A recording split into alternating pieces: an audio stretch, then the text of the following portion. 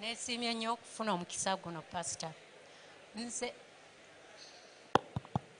mbuuza ssebo, lwaki mu bufumbo okukuuma obufumbo emphasis bagiteeka ku mukyala?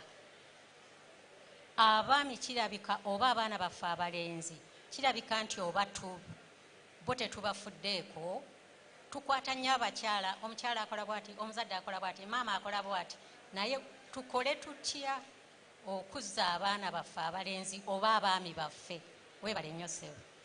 Thank you so much. Then there are two people behind there.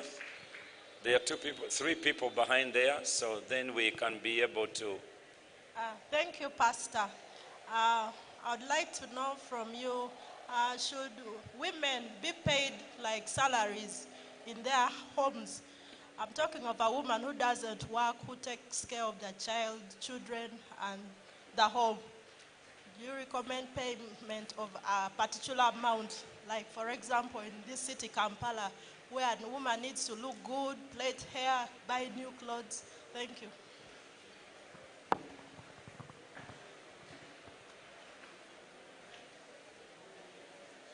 Any other question? There was another one behind there. There are those behind there. Hi everyone. Yeah, the kibuzo kyange pastor kiri nti ndi muvubuka era nina gwendetinga, but oyo gwendetinga yaŋŋamba nti no, love is a business. Kituufu oba si kituufu? Kye question yange.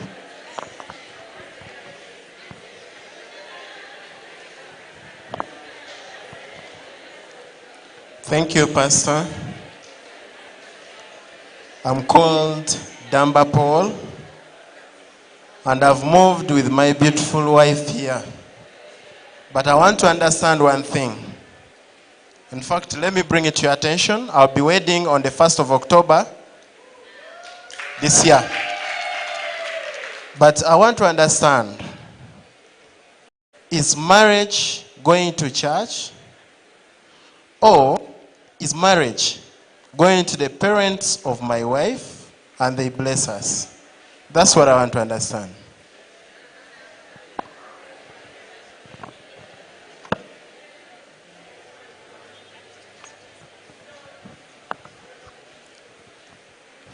Thank you very much, Pastor. My question is how to go about a relationship where someone say, I'm a Catholic and someone I'm dating is a Muslim, and they're not willing to change. They're saying we can get married. But my question is, after we've given birth to children, will they follow the Catholic way? Will they follow the Islamic way? So how do we go about that? Thank you.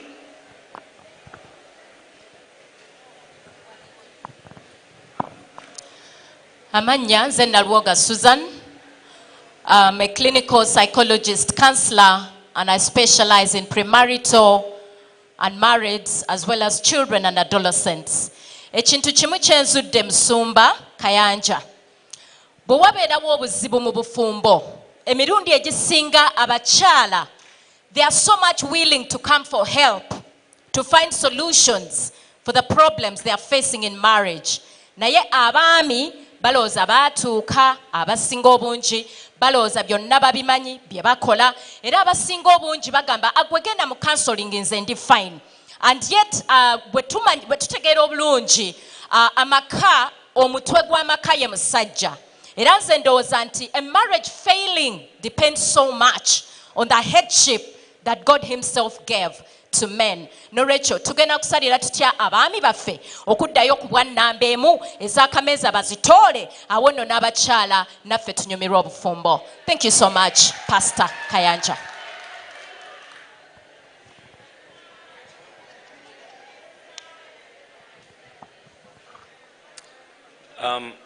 There is a gentleman behind there. If you can take him a mic. There is a gentleman behind there. Then we can have that one in the blue t-shirt. So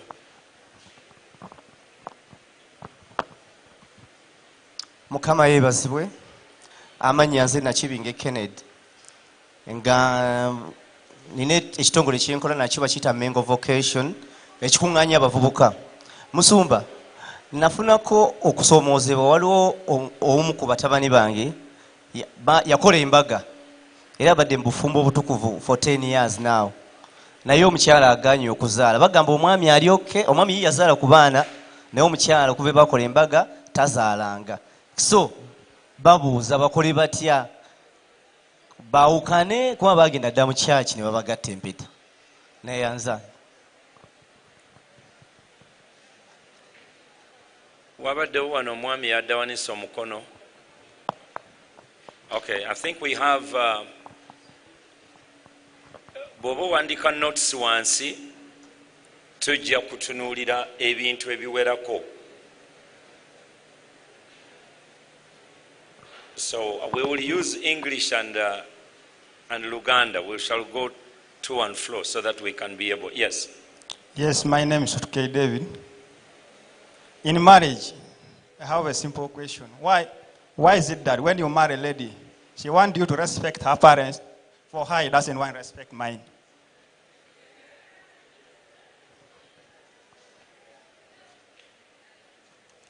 Okay, I think we can start from here, and then if another matters rises, we can.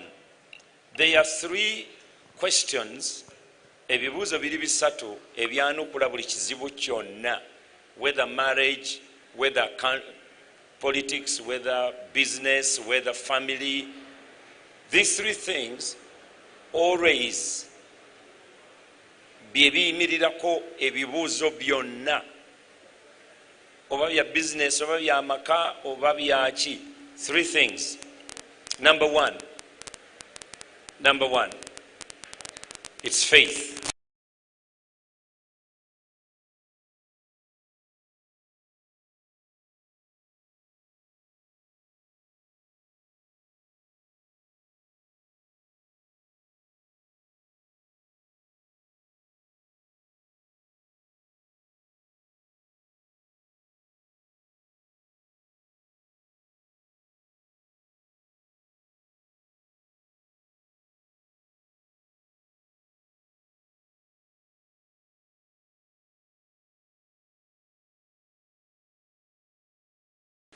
Ne bwe banja njala ya Karamoja era ogenda bimaliriza bwoti ng'oli ku finance.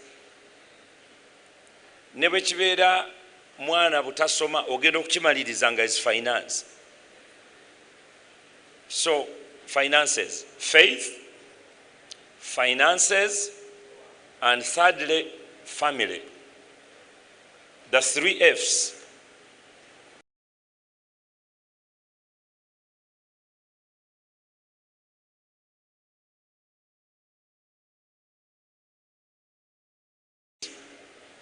They rotate on those issues.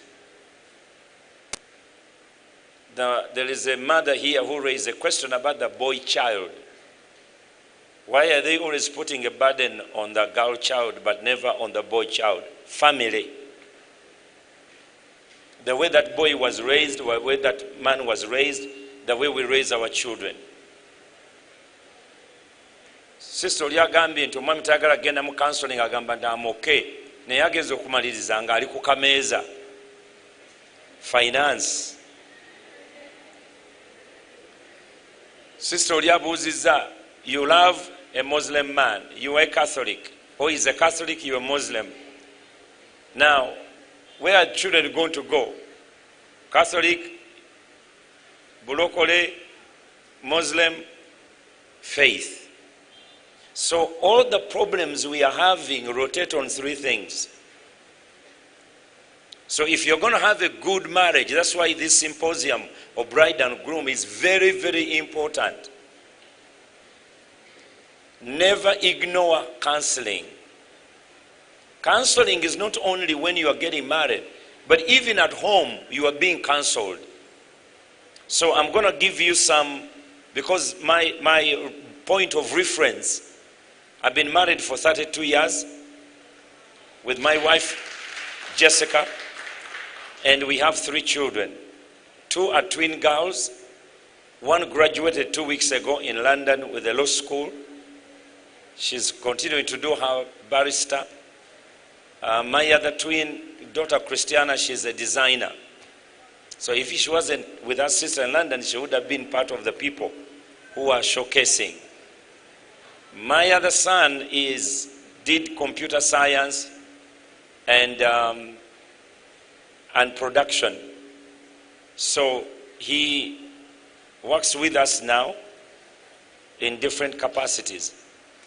But the issue of marriage is that we've never understood what marriage is. Obufumbo tetubutegeeranga. We have to go back to the original. Who started this thing? If you want to fix your car and it was made by Toyota, you don't go to Mercedes-Benz. You go to Toyota. The Japanese know what they did in that Toyota.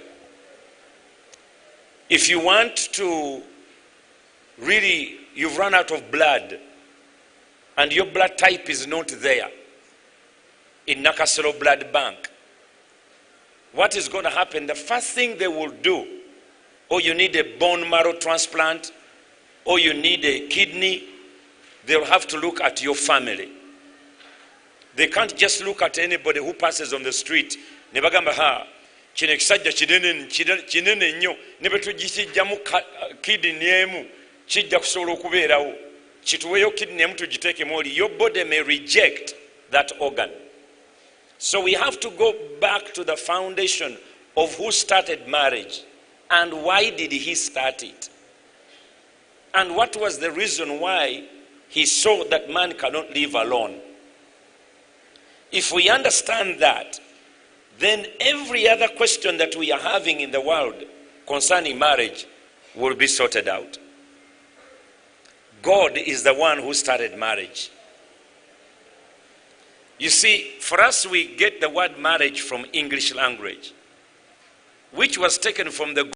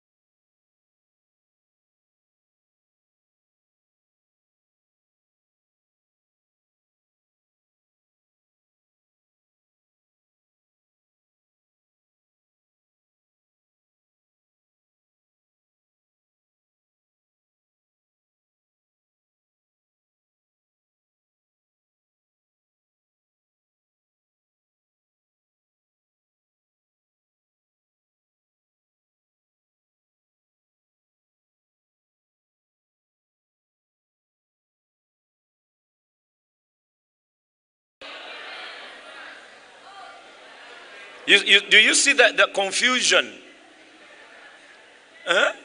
Do you see the confusion?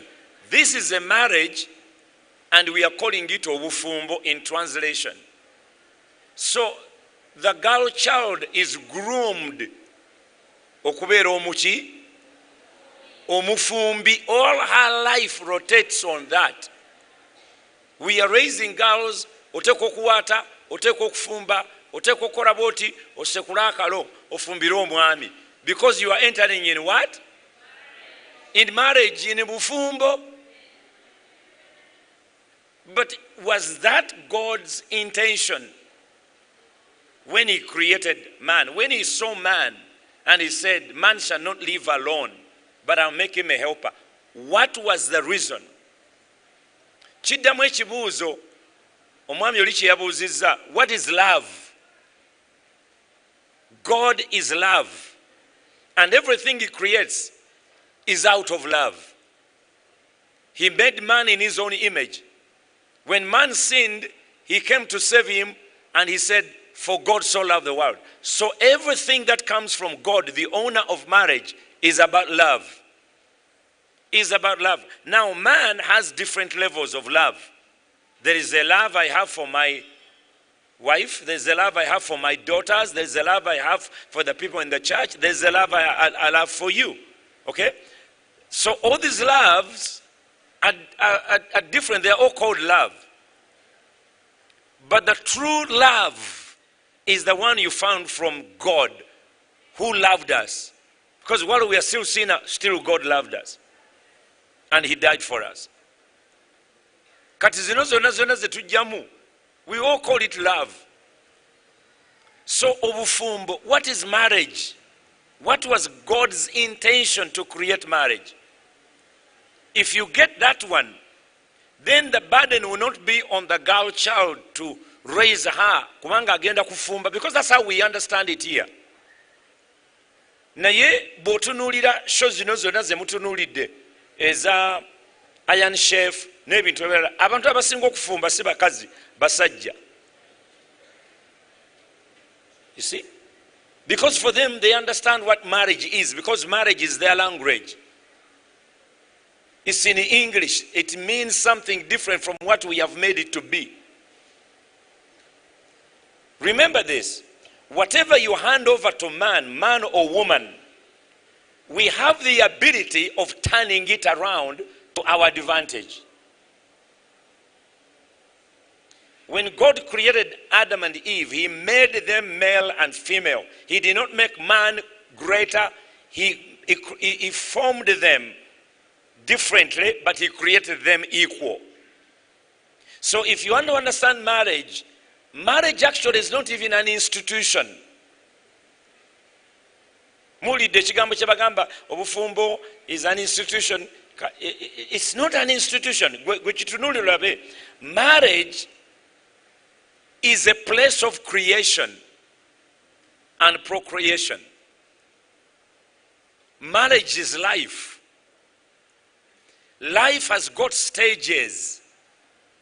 There was a time I was in the womb of my mother, and the scripture said, God knew me before I was in the womb of my mother. So he knew me, and thus he knew whom I was going to marry, and he knew the children I will produce. He knew what I'll be doing. The problem is, gwotunuulira sister oba blaza ng'omulabye ku stage. Ku stage kw'omulabidde akyali mu nursery, omulabidde mu primary, omulabidde mu secondary school, omulabidde ku university. Naye ono gy'agenda gwe tomanyiiyo. You don't know this person. That's why he was saying that the wife wants me to respect her parents, but she doesn't want to respect my parents. Because what you saw was on a particular stage in her life. Now, the one who started marriage, agamba, before you were in the womb of your mother, I knew you. And before you came out, I ordained you, predestined you. The problem is that because we don't understand marriage, for example, the first couple. When the first couple were created in Genesis, they were not born, they were not babies. None of them put on diapers. They were already grown up. They didn't have a natural parents to raise Adam. This is how you handle a wife. This is how you handle a husband. The parents were not there. God made them grown up. Because Katonda kyatonda, akitonda nga kijjudde. Kiyinza okukola ensobi, kiyinza obutamanya kikyogambye, naye Katonda kyatonda, akitonda nga kigezi, because Adam was very wise, very intelligent. He named all the animals. Ne Eve bamuleta, yamumanyirawo, naga you are bone of my bones, flesh of my flesh. And yet he was not there. He was sleeping when God put the rib out, but he knew. Marriage, we need to draw back a little bit before we enter marriage. Before people organize us into marriage, before people tell you about marriage, you need to go back to God and ask him, Lord, you made me. You knew me before I came here. Before my parents conceived me, you knew me. I know you have a husband for me. I know you have a wife for me. Because if you don't do that, stages of your life in marriage, ejja kwetaagisa compatibility, ejja kwetaagisa nti ennyingo zammwe ez'obulamu nga zisobola okukwatagana ne muyita awazibu. Okay? Nga endwadde bwe zijja nga musobola buli omu asobola obutayonoona kiriwo oba obutafiirwa kiriwo naye ne muyita mu kyekyo ekiriwo. Jjukira, the God who started marriage is a God. He first started a family before he made marriage. Marriage must end up in a family. Okay, mubuyita bufumbo. Naye for me, I call it a place of creation. We mutondera ebintu ebitabaddewo ne bibaawo. So which means, never tutandika marriage when we are poor and we have nothing, tetwasoma. Because listen, your grandparents didn't have a degree, but they got married, they produced your parents, and your parents produced you. You want to tell me nti bali abatasoma, abatamanya love, darling, sweetheart, abatalina taking you out, dating you, abatalina Kentucky Fried Chicken, they didn't have marriage? They created your parents. They may even have educated them on their ignorance and illiteracy.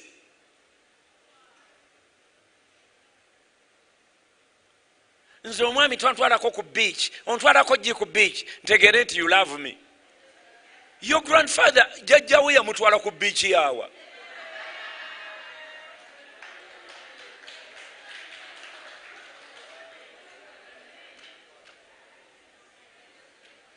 There are certain things which I call stages. Stages ezijja mu marriage. Very good example. We got married. We took 5 years before we had a child. And when we got a child, when Jessica got pregnant, we were in London. Because she has taken long, we did not know she was pregnant. The program was so hectic. I was speaking 3 times a day. Sometimes we were moving. So she had a terrible miscarriage. So we lost what would have been our firstborn. Of course, people were talking. Hey, Pastor, asabira abalala ne bazaala owuwa agaanyi. But I did not marry Jessica to have children.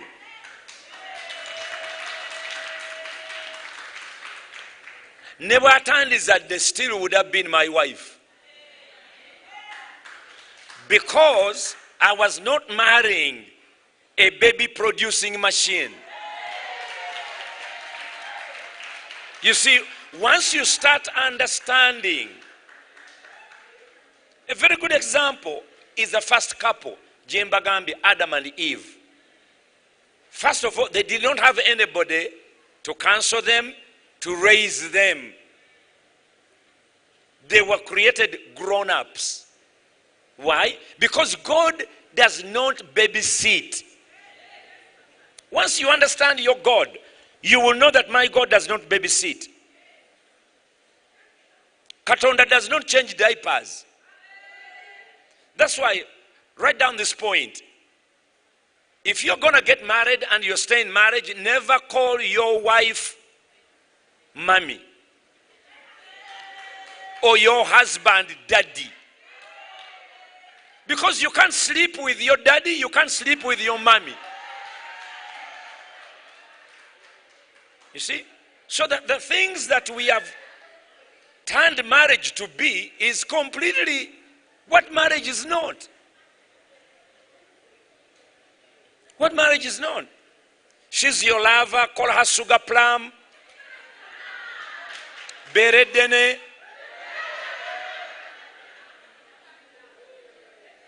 Lusorobyo, whatever you want to call that person. Find him a name. In fact, that's why God said in marriage, and I hope you're taking point. I'm hitting this marriage thing all over the board.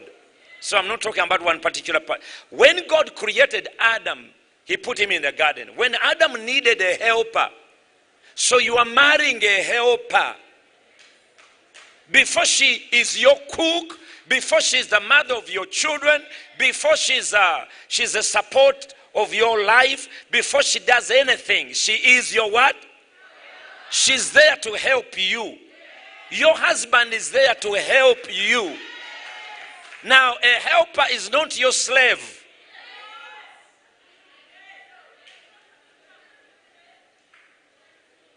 A helper, I must find you doing something, then I help you.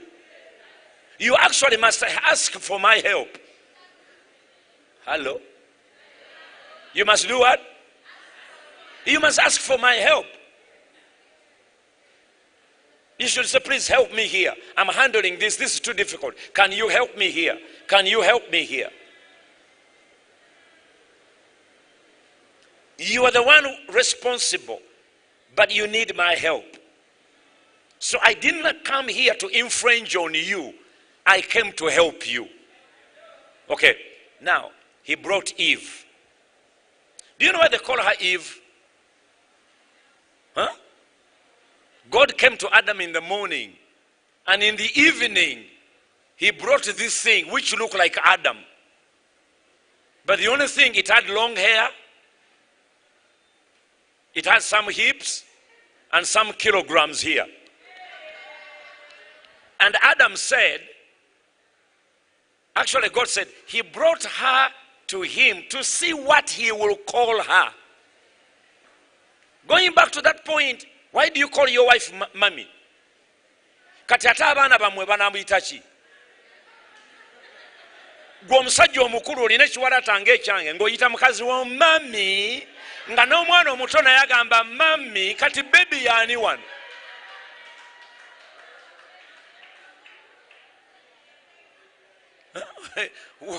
Where is the baby here? Where is the baby? Yes, lwaki some of you ladies, you've spoiled your husband. Your husband naye awuliranga baby.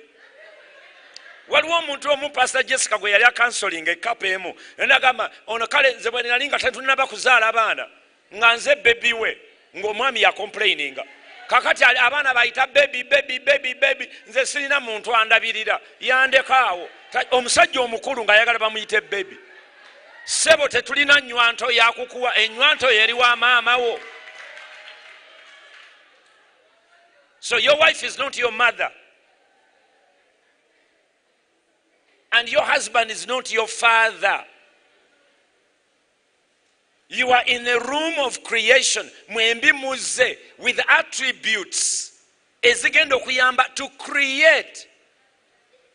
That's what the Bible said, a man shall leave his mother and father and cleave to his wife, and then they will create their own family, whereby the man is the head. Abooluganda, omutwe bwe bagutema ne bagusuula wano kaakati ffenna tudduka kubaga gutiisa. Omutwe is useful as long as it's on the body.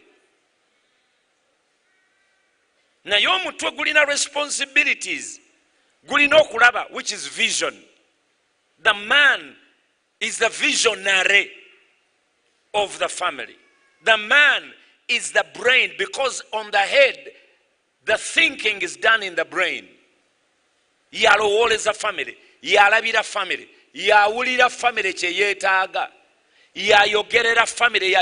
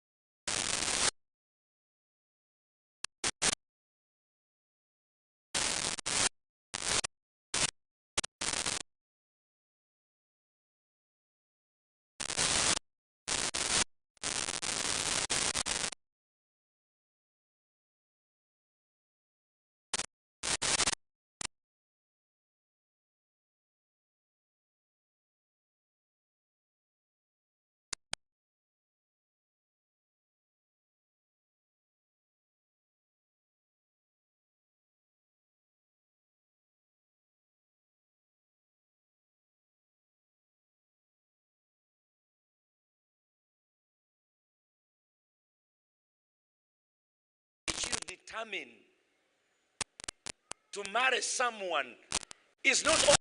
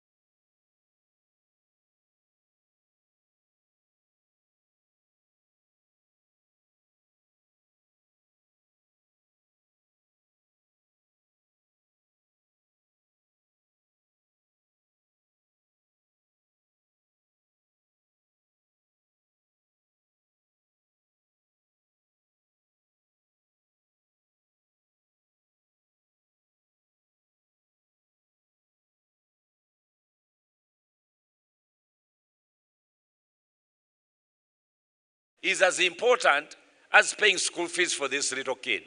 She will not think, era gwe oyagala ndabike bubi. Lwaki enviiri zange zikuluma? Wali tonnampasa nga sirina nviiri? Bandange ndekere enviiri.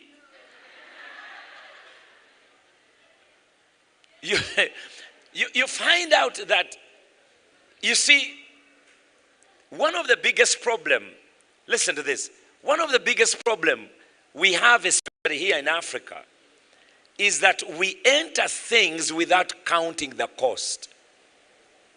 Jesus said to the people, if you're going to build a house, which is like marriage, or education, or life, or bringing children in the world, count the cost. Because if you are building and you run out of material, people will laugh at you. In other words, you're going to fail. Kati marriage eno gy'oyingirira ow'Oluganda, we have seen it many times. Nosanga omuntu ng'obulwadde bumulumbye bambi ng'abadde muwala mulungi nnyo ne bamuwasanga muwala ffe, we are pastors, so we see more people, more than probably you are seeing. Kakati abantu ne bamala okusoma ne bama n'emirimu ne bazaala omwana asooka.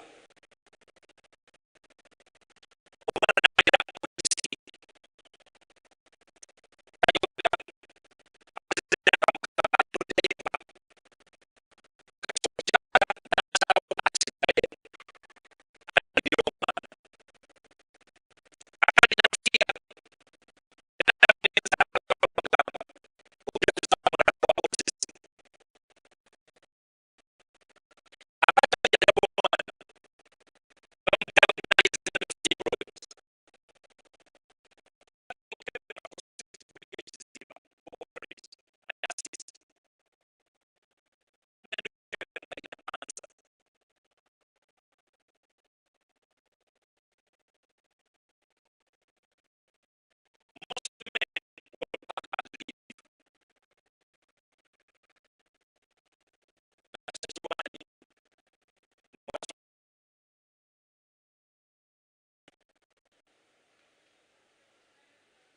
those who really found a wife, they will stick there.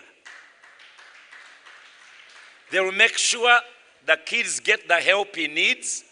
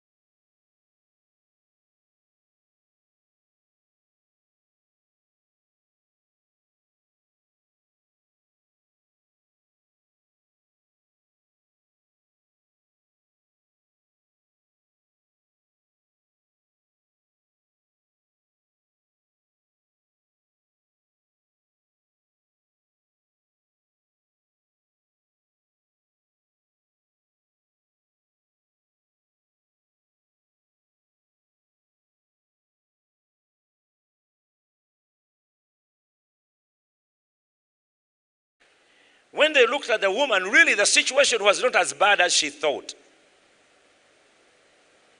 Now they have 3 children, healthy children. Their marriage is very, very strong.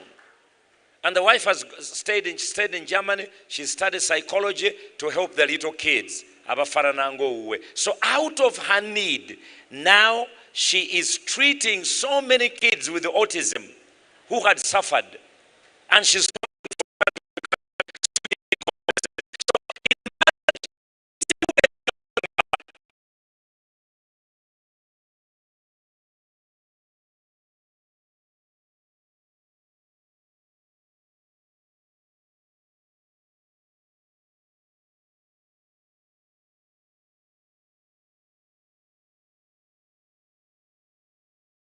bw'oba obaza bubaza mpase muwala wa gundi alina kino family emanyiddwa ekola bweti ne bweti bw'onoomuwasa nga babyabufuzi bwe banaaluzinga obwa member of parliament, then what? You see? Nawasiza muwala wa minister bwe banaamugoba.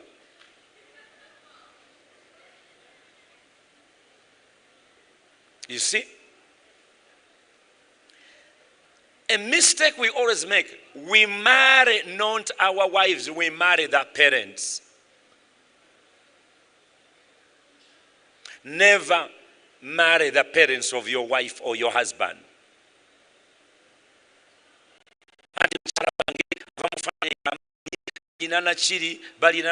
Hey, when the economic downtown comes, what will you do? That's why marriage is a room of creation. You and you are going to get together, get married, and lay down your levels and start building something for both of you. Whereby the house is not yours.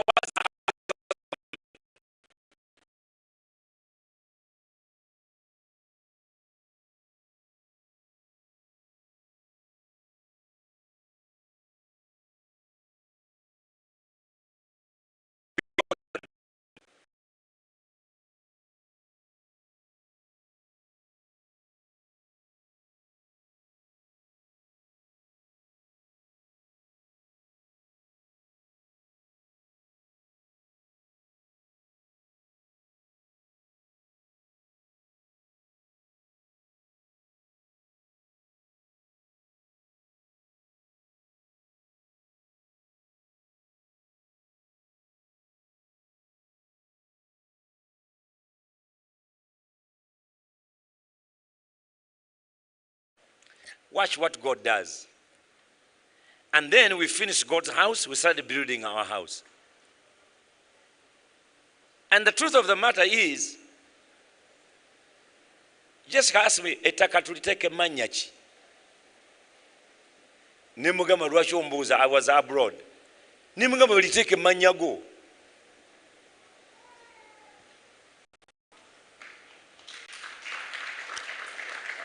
She said, what? Ne mugamba ya. Liteke mannya go.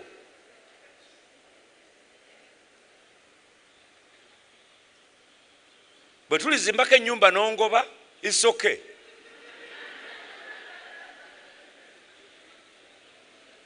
Because I did not marry a girl, I did not marry someone's girl, I married a friend. Nze nakubamu akafaananyi. Men, you are the visionary. Kubamu akafaananyi. Is there a boyfriend and a girlfriend here, or a couple? Do we have a couple here? Yeah, do we have a couple? Or a boyfriend, girlfriend, fiancés? Where are you? Oh, there. Stand up. Come here. Come.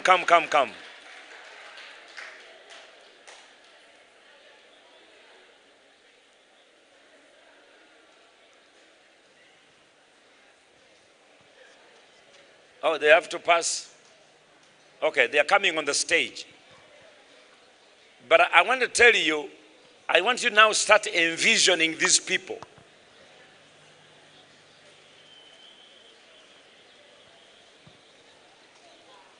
Come in, please.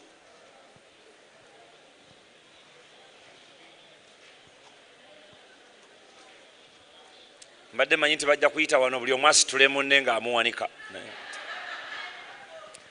Okay, come here, please. I want you to catwalk. Are you husband and wife or fiancés? Boyfriend and girlfriend. Walk over here. Catwalking.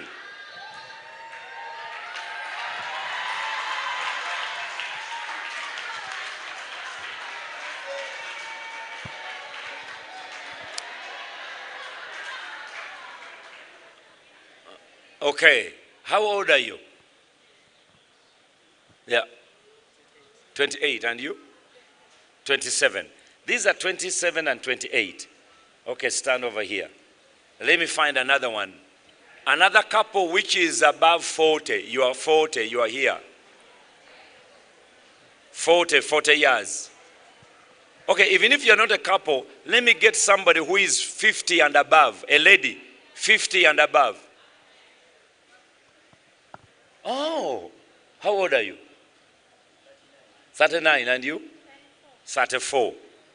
Now I need a gentleman who is about 50 or 60 and or 40 and above. Even if you didn't come with your spouse or your wife, but just come here. I want to show you something. Bobango line emyaka 5 genda waggulu jangu. Aha. Wono jangu. Yeah, we are going to use these ones as a couple. No, you can pass that way. What is sola kubuka emyaka simitondo sebo gundi. So I just want to show you how to approach someone to marry, and he will commit and he will be with you forever. Ne wanajja w'omuwala alina akabina nga kano akava mu ndeeba, talina jjajja mutwala. Okay, how old are you, mama? 51. And you? 47. Now this is what happens. Come. These are boyfriend and girlfriend. This is all of who you are. Huh? Kabatunuleyo, don't look behind. In a few years, they are going to be like this. 34, 35. In few years. In few decades, they will look like this. I'm just using you as an example. Sister, come. They are going to look like this.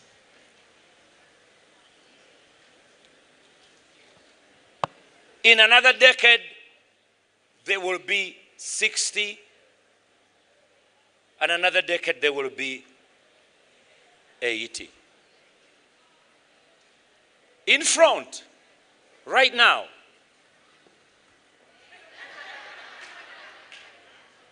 batambula bamagamaga. Ono ayinza n'okugamba oli n'agamba tonzanyirako nja kufunayo omulala. Noli nayina amugamba genda olowooza abasajja babuzeeyo. Ne yeerabira nti life you create now. Go all the way.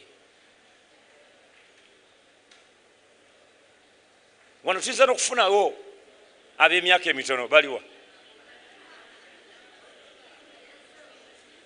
20s teens, abatiini wano baliwa bamyaka 2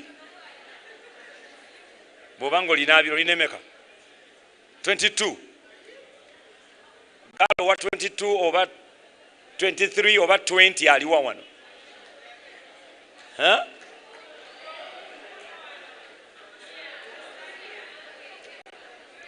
Olina emyaka emeka 14. Jangu 14. Jangu 14. I want you to help each one of us to choose the right people. Jangu 14 aliwa.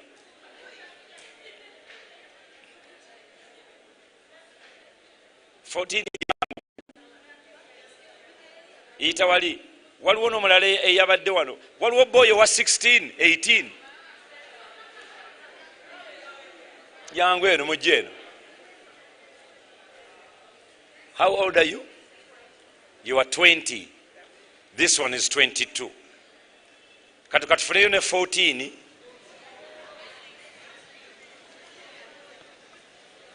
Kati goyinza okulowooza nti omwana wa 14 tayinza kulowooza ku marriage, akola ki wano kati?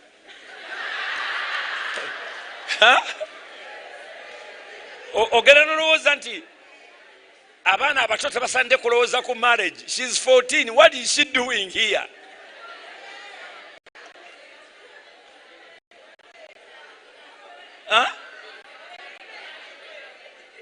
So eno gyetandikira. Bameka kumwe abali nga wakanga mukula, mami ne daddy ne bagenda ku mbaga ne mujjayo engatto zaabwe nogamba gobeera daddy nze mbeere mami. Bameka abali wano? Okay, so let me get a young man here who can act like you are 18 or aliwa.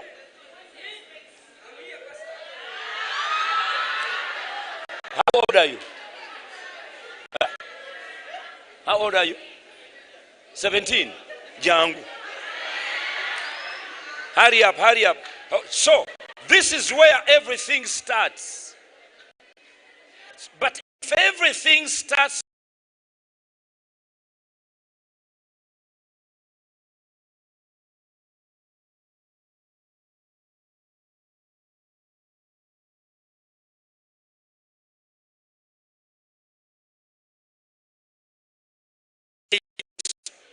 people who love each other, who have discovered immediately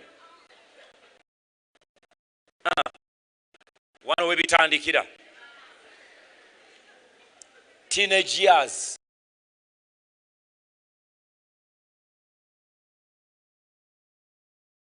late 20s,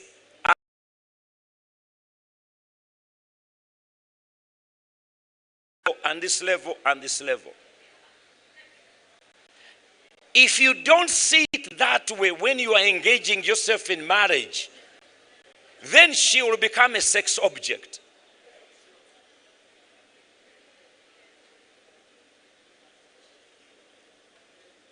He will become your bank. Nze mujjako bujja sente, mu butuufu simwagala. Some of your grandparents, in fact, they got married at this age. 100 years ago.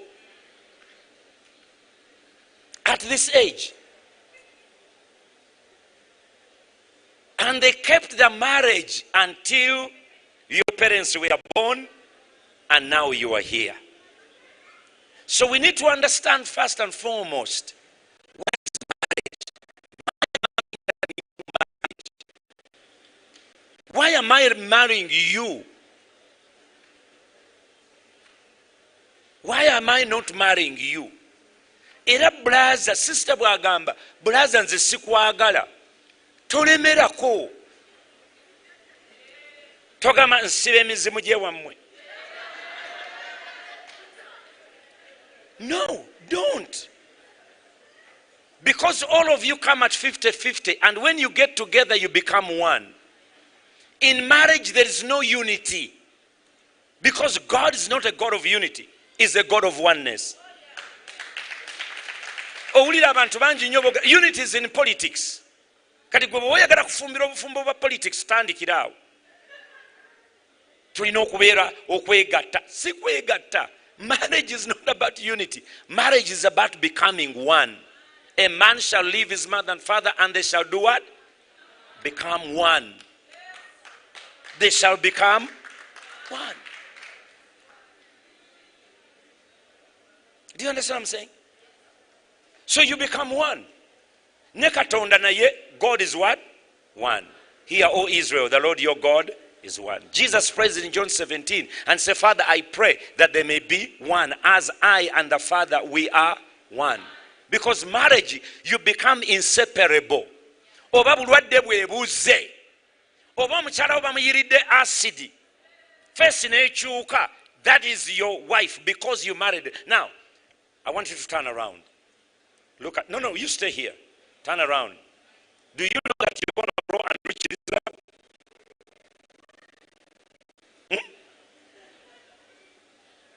Ogenda kula n'omwana ono. I'm just giving you an example. Teweraliikirira.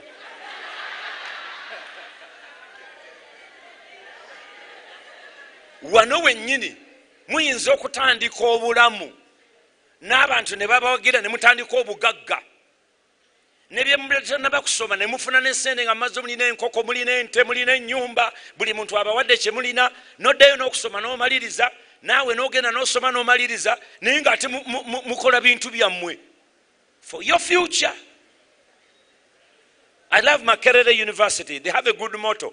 We build for the future. Okimanyi timwatandikira eno kati muli wano naye ate temugenda koma wano kyuka otunulire bali eyo gye mulaga nammwe mukyuke ebyali ebyokusaagasaaga ebyali nkubiraako omuweereza ka taxi nga tewanzizeemu mulaga eno kyuka otunulire bali mulabe mutandisa okukaddiwa mu kiseera kino. By now you have children, you have factories, you have things. You look back and see where you came from. You are celebrating 25 in marriage. So you look back and you say, oh Lord, we have made it. You are my friend. Kakati bano bwe batabukira wano akabaate kazze.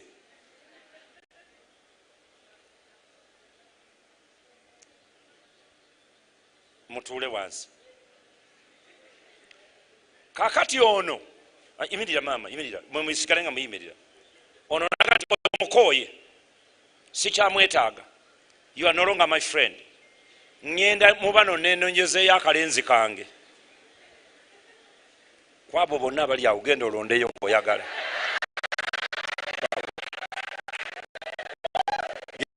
koyagala nono naye n'atabuka n'agamba okaddiye tokyandabikira bulungi sente ziweze kangene nfune y'akato sebo naawe genda olondeyo akato eri. No, we are acting.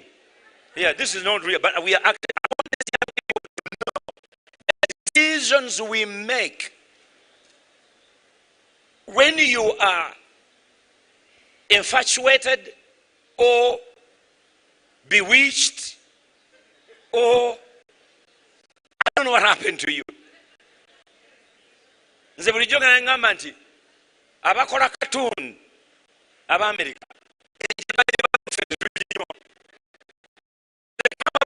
kinds of characters you have never seen. And in marriage, you can always come up with new characters. You know the character who wants to build your life with.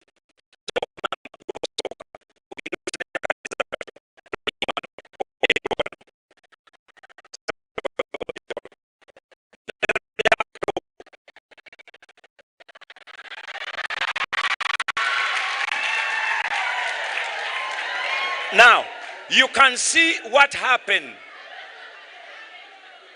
Come on. Now you can see. First of all, mama onainzo kwa katugamenti ali 80 over 70. Okay, center alina afunye yakato.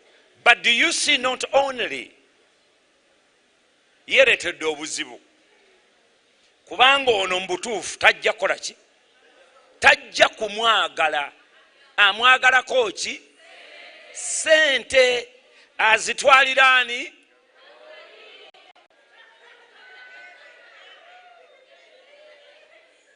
Naye buli alaba ekifaananyi kino agamba atya nti jjajja zze ne muzzukulu we. Do you understand what I'm talking about? Okay, not only that, naye ono asigadde nani? Asigadde nani? Talina. Bali ne babanga bali babiri nga baagalana nga bagenze ontagenda kukoma weeno naye ono asigadde akola ki? Talina. Olowooza kati ye anaakola atya? Agenda kukola atya? Kubanga oli omwami ayinza obutamutwala. Omwami oli ate n'atandikira ku ono. Ekitegeeza wano bano bamaze okukola ka triangle. Ono abadde atandika obutandisi. Ono ng'agamba nti nze siviiramu awo wamma gwe tunula otunuulira oli. Kakati olaba confusion, obuvuyo obubeera mu nsi yonna. Kubanga ono baamulekawo ali bita ng'atomera ono. Kwata kwoyo, soko mukwata kwoyo. Sister, mukoneko. Goba. Oli anywezezza bunyweza. So my point is this. Marriage is never only one marriage safe. All marriages must be what? Safe. Amasebo jangu olondeyo.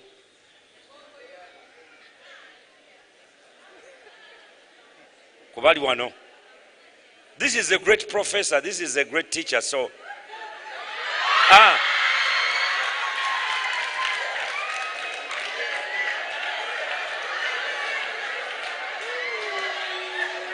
okimanyi lwaki alonze oyo? Kati ali mu competition n'oli. Do you understand what I'm saying? Watutte kato nange ndeeta kaki? Kakati denje eri bweti nti oliberesa akato kana akato kajja kola katya? Kajja kuzaala. Naye maama ono takyakola atya? Ate ng'ono alina okukola ki? Kati ekivaamu ng'alekawo maama ono ng'agenda addayo ng'akola ki? Kakati olaba AIDS bw'asaasaana mu nsi, olaba endwadde bwe zisaasaana. Eno amala yenda kubbira agamba gwe tuulaawo tonyiiga ng'amuleetera obugatto. Kakati oli gwe baalekawo ono olufaayo n'addayo ewa mami suga mami n'addayo bw'ati ono akola atya?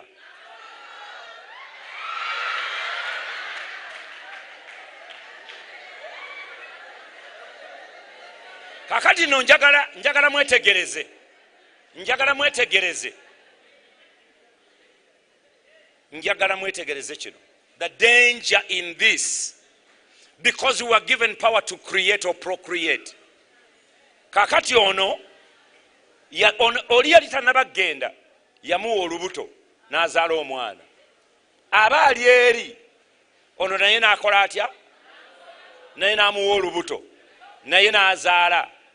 kakati n'oli yali agenda w'omwami oli yagenda naki olwono bw'atuuka era eri naye n'akola atya n'azaalayo abaana. Kati laba embaga.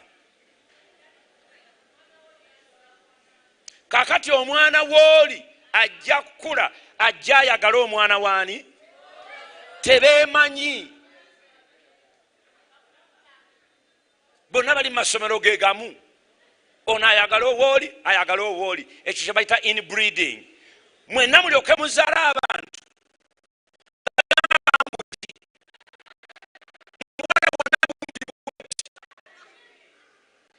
Kubanga omusaayi gwe muki?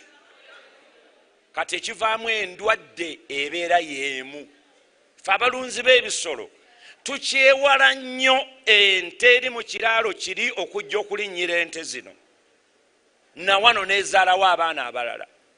Era bwe mmala okumanya nti nze nnina ente ennume, bwe mba nga ngikooye sigiguza mulirwana, njiguza muntu wa kyalo kirala. Enkazi sifaayo naye ensajja njiguza walala. Lwaki? Kubanga nja kukera ku makya ng'ente ya mulirwana erinnyidde ente zange, ereeta obulwadde obubeera mu musaayi bw'otamanyi. Y'ensonga lwaki ennaku zino sikosero yeeyongedde nnyo, sukaali yeeyongedde nnyo. Marriage is not something to play with. Marriage is not something to play with. Katonda yatukwasa to create ourselves. This is not a laboratory wogezesa oba kino kinaakola oba tekiikole oba kino kinaaba bwe kiti. Ate another thing we need to learn about marriage. Thank you so much bannange. Mubakubireko mu ngalo our characters. Naye era ne bwe mufuna kakati essaawa eno mbagattirawo kubanga lwa mukaaga. Ate wali batundawo soda n'ebikomando olwo nga tukola reception nga biwedde. But listen to this. One of the things that you have to understand about marriage, that's why in your family you are raising a husband for my children. You are raising a wife for my children. Marriage is not something to play with. That's why it has to come out of love. Kati mbakomeza ku age eno ey'abakulu bano, naye abaana abo bwebanga beegendedde abafunye mukwano gwe gw'anaakaddiwa naye. Everybody does not think about getting old. Endabirwamu zino zirimba. Ogitunulamu n'ogira oti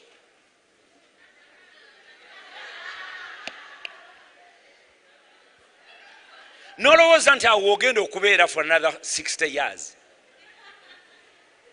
Naye time ejja kutuuka okaddiwe nga muli babiri mu nnyumba.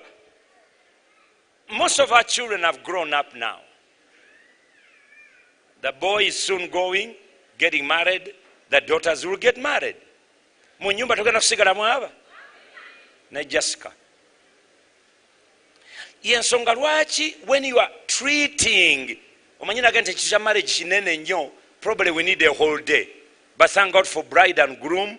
Era babayitanga mukomangawo. But watch this. Time ejja kutuuka nga I'm not as strong as I used to be. Kubanga ngenda kuwangala emyaka 15.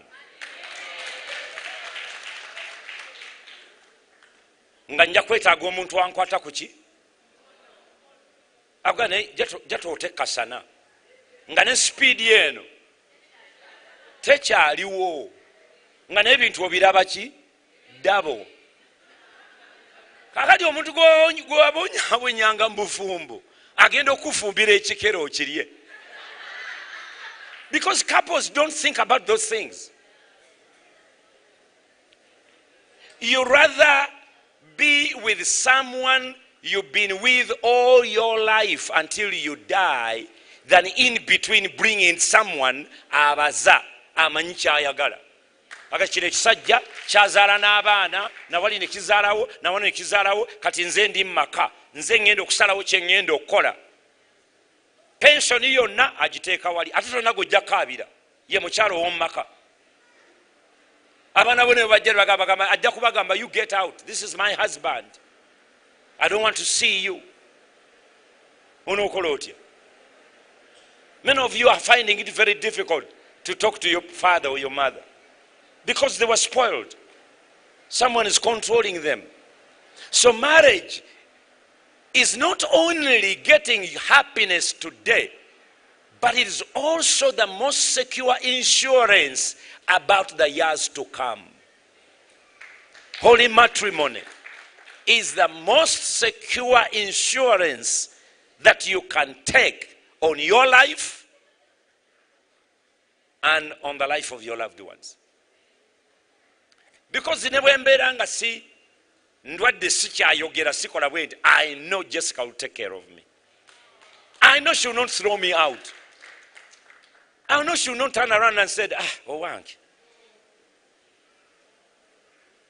buli muntu akoowa, akasajja kagala nnyo ffene ate kako kakutuse n'ekiwalaata, mbadde nako emyaka 3 mu eki, owange nange ndi muntu. Ng'okwagala kwa Katonda bwe kutakoowa, ne true love of a true spouse will never tire. Will never tire. Okay, lwaki abaami balwawo nnyo to decide?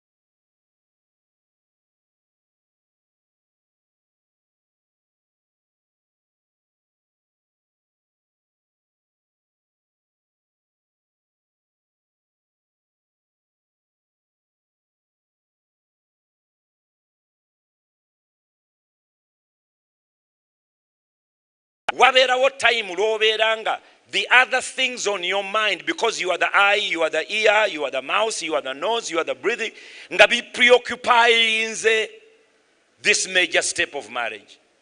Because ne Satan ayagala obeere free to completely damage your future. Kakati buli muntu ajja ng'obadde olina by'okola nga you a man, kino abakyala mukigenderere. Abasajja balowooza nti olina ky'ozza okunona. Subconsciously.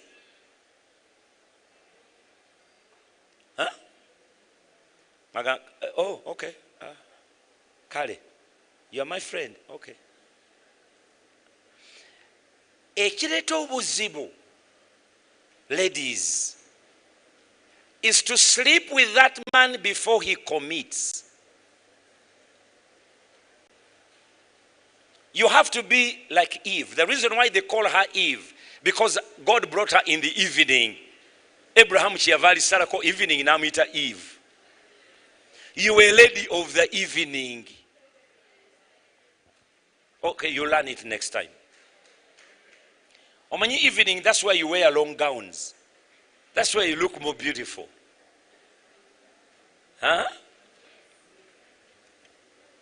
Eve did not sleep with Adam. She cooked food for him, but they did not sleep together until Adam had decided, you were mother of the living. Sina walala wendaga. Gwe ngenda okubeera naye.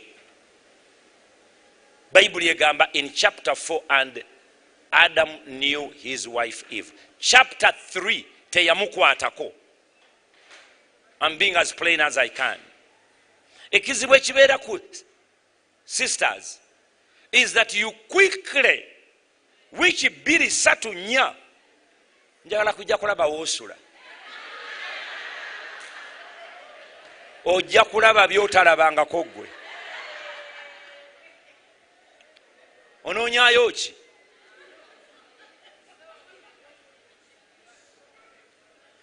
Adam knows his wife after they have even been kicked out of the garden, and yet she was with him. Ekyokubiri, basista, ekizibu kye muba nakyo, olowooza nti bw'otuusa omusajja abadde talya mmere. Adam was in the garden before Eve. Olowooza yali alya ki? Hello?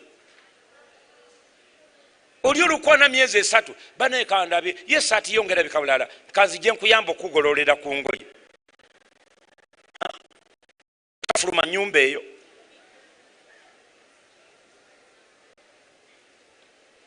Oyinza obutafuluma nyumba eyo sister. Wazze kukyala lwa Saturday okukakana ngomazewo emyaka egyo. Abewa mwe babuuza yigundi yalagawa nti ali wali mu kazigo. Nze kinewuunyisa. I'm so shocked. Eve arrived in the garden and Adam said, hey Eve, don't touch that tree. They told us not to touch it. Eve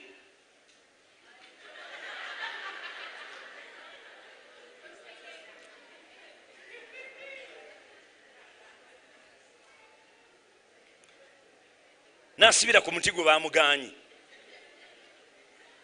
Eve n'afumba emmere n'agireetera omusajja. Omusajja ali talya. Abaye kambuuze. Mwatuga tuli mu bufumbo. Afumba ani? Lwaki Eve teyatuula n'agamba nti bw'onooba oyagala ng'otuusa okufumba mpita nkuyambe. Nze I'm here to help. Naye enjala ennuma. Njagala kulya. Temandibadde na buzibu. Naye yagenda n'ayingira effumbiro nga n'akambe tamanyi we kabeera. Kyenvudde ngamba nti, for example, let me just give you an example of my own life at home. My mother raised us cooking because we were more boys, 9 boys, 4 girls. So we had to know okusanika emmere, kuteekamu emizingoonyo, okugisiba mu byayi, okuginyiga n'ogiza mu kibba ate n'ogizaako, n'osaako omuwogo, n'osaako box y'omuceere, twaguyitanga mupunga, ate n'ofumba n'enva. N'okugijjula n'ogijjula when I was 9, so I could do that. So kufumba awaka is not a problem. Jessica is not there, I will go to the kitchen and cook for myself. Cooking is not an issue. Abasajja bali wano, bw'obanga owasa mufumbi wa ttooke nkusaasidde. Kubanga ettooke bwe linaggwa, then what?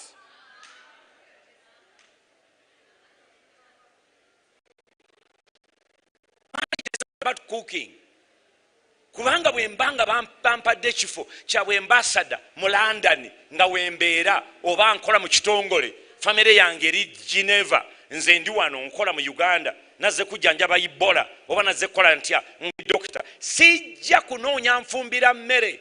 Nsula mu hotel Serena, basasula emyezi 6, breakfast weri. So it's not about cooking food. Marriage is not about cooking food. At any given level, life must be better than yesterday. Don't dream of marrying a wife or a husband. Mubeere ku kyalo, mutaka koko mwami yakagoba. Lero mwatwagala kulya ku nkoko, kale omwami n'agoba enkoko. Negenda nesala oluguudo. N'agikwata n'agireeta, n'asala, n'okalirira, n'oggyayo oluwombo, omwami n'omuwa ekifuba. Kentucky fried chicken eri wali. So it's not about that. Eriyo abantu abali extremely busy. I know a couple, Ugandans, extremely busy. A man is a neurosurgeon.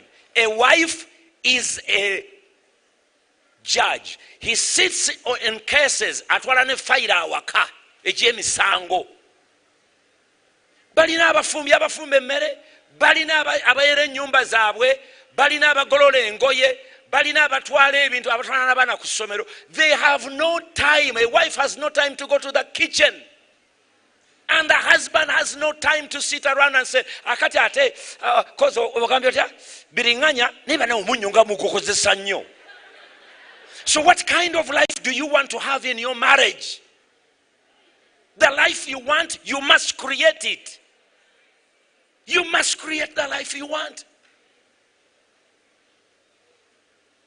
That's why if you're looking for a job, omwani alina omulimu anakuwasa ate kukubanga alina omulimu nakugulira DSTV.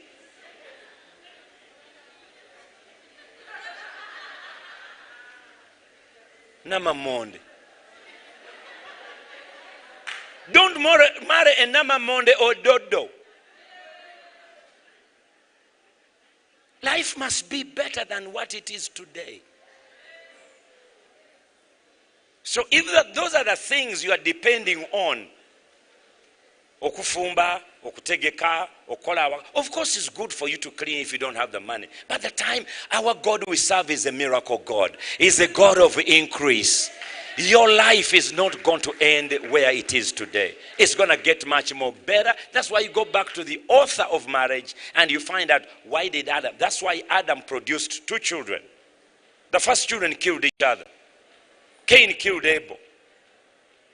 God cast Cain. And then they produced 2 more.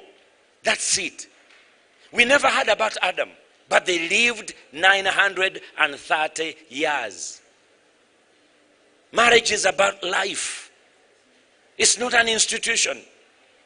And so my advice will be, pray to God, look at the qualities someone has, love those qualities.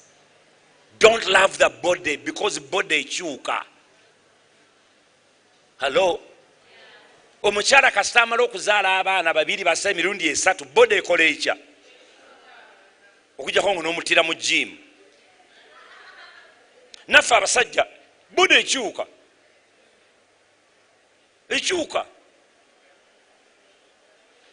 endabika ekyuka. So don't base your love of someone based on how they look like, because the body changes. Body changes. But the qualities never change. Mama Olichi agambye nti wachi mukakasa bakyala bawala bokka naye boy child temubaliri nabo.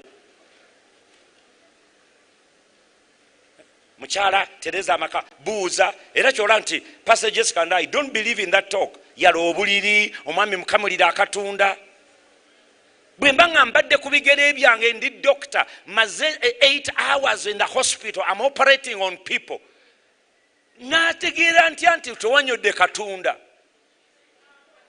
Nkomyewo awaka mbadde mbaga bantu n'ennyama sagala girabako ng'ongamba ngende mufumbire okufumbira emmere. Bakuzala ku lunaku kiggwe. Tolina mikono. Hello? Are you listening to what I'm saying?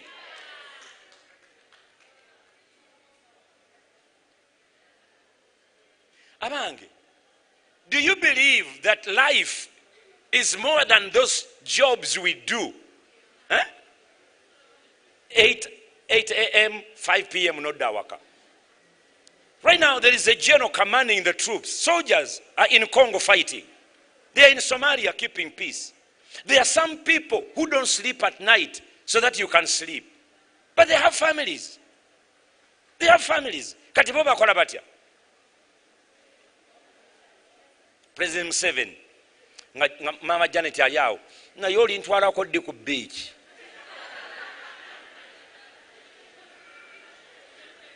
I'm not saying going to the beach is bad, but I'm saying build a life. Osobola okuzimba obulamu bwammwe n'obugagga bwammwe mu kifo ky'ogendanga ku beach, musulire ddala ku beach. Because the other part of marriage, ekigiretera okubeera ey'essanyu, is when you are now enjoying the fruit of your labor. Wealth creation. Wealth creation nkulu nnyo. And you don't have to be a genius to do that. You just have to agree together. Bible egamba 2 or 3 when they agree. 2 or 3 when they agree. Because in unity you compromise. I compromise here, you compromise here. Marriage is not about compromising. I'm not compromising anything. Jessica is not compromising anything. We just agree on something. Kino kyetwetaaga okukola concerning Junior. Kino kyetwetaaga okukola concerning Christiana. Tukiwe emyaka 4. Mukama ajja kuba kitusembeseza. This is what we have to do. I wanted to go to be there with my daughter. She was graduating. But I couldn't. I had to remain. And she had to take the children. The time to remain. And I traveled. You see, it is about agreeing. Agreeing. Lero tukole ki? Tugule engoye?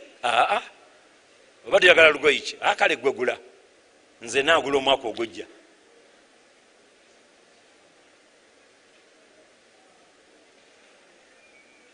Lastly, before I take on the last question, waliwo omwami baali bamaze 36 years in marriage. His wife was divorcing him. And the wife was divorcing him on 2 points. They were poor. The lady raised the children. She worked and educated the children. But the status did not change for them, but the children's status changed. And the lady said, Pastor, this man has never even said to me, thank you for loving me. Even on Valentino, tantwala ko waile dada okumpa akamuli. So the children came from abroad. They came and said, Pastor, cancel these people. I cancel them. Mwami nagani omukyala munange nandekawo. Ne mugande lwaki akulekawo. Nanga omukyala ga musumba mukama akulage mwoyo omusajja oyo alina empisa embi. Ne mugane okali kansabe. Bwe bajja okuba checkinga ne mbawulamu abamu ne mbateekamu another part of the office, another part of the office. Ne nkwata omwami ne mubuuza omukyala nga amaze okumbuulira naga nti ogolaba oyo. Njagala musumba Kayanja ogende omugambe ajjeko ekkooti.